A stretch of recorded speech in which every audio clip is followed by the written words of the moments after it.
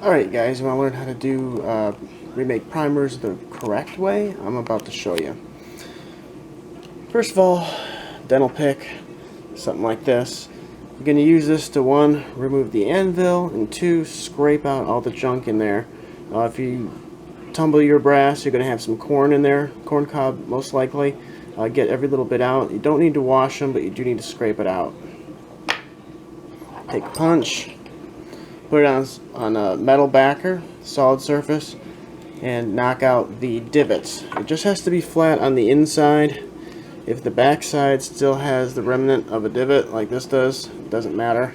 Just need to be flat on the inside. And just the way you're working the brass, you're not going to get rid of the divot on the other side. Second thing, roll caps. Okay? Use the Legends Made in Germany brand. It's the best. We're going to fit 9 in one primer. Okay, so how are you going to do that? You're going to get rid of the paper. This paper on the back doesn't burn, so you don't want that in there. It's just bulk, and it's not helping you any. The red paper is very thin, but we're going to get rid of both sides. And this is how we're going to do it. We're going to dunk it in the water. This is just regular tap water. We're going to count 1, 2, 3. That's long enough. Pull it out. And I'm just going to rub. I don't know if I can do this one-handed. But basically just rub with your thumb. And, well, I can't do it one-handed. But I'm going to rub it with my thumb, and it's going to come apart, and I'm just going to peel the red part away. So I'm going to do that off camera, and then bring you back. Alright, now you see we've got the red stuff peeled off. Now all I'm going to do is take my razor knife and just gently slice each one of these off. And I'm going to be on my blade, and then I'm going to very gently, using a toothpick, get it into my cup. So again, you don't need to see me do it, but basically I'm just going to scrape it off. And I'll bring you back in a second.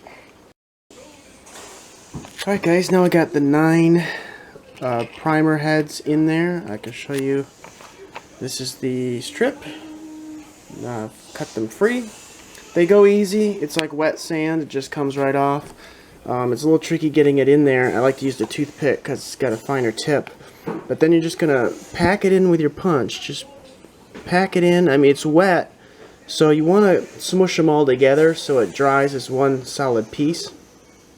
But yeah, because it's wet, it'll be pretty inactive. I would still be cautious about it. Don't go slamming it with the punch. Just gently tamp it down on all the edges until you get it how you want it. Then we're going to pull out our anvil, and it's just a matter of using the pliers and getting it in the pliers and just gently squishing that anvil back in. And that's kind of a tricky, tedious thing, and I'll let you figure that out, but that's really all there is to it. I'm going to show you a test and show you how they work.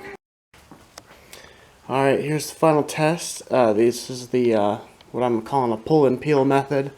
So I'm getting 7 to 9 stripper paper cap rolls in each primer. So I also let these sit overnight, so they should be dry by now. And I'm expecting good things from these.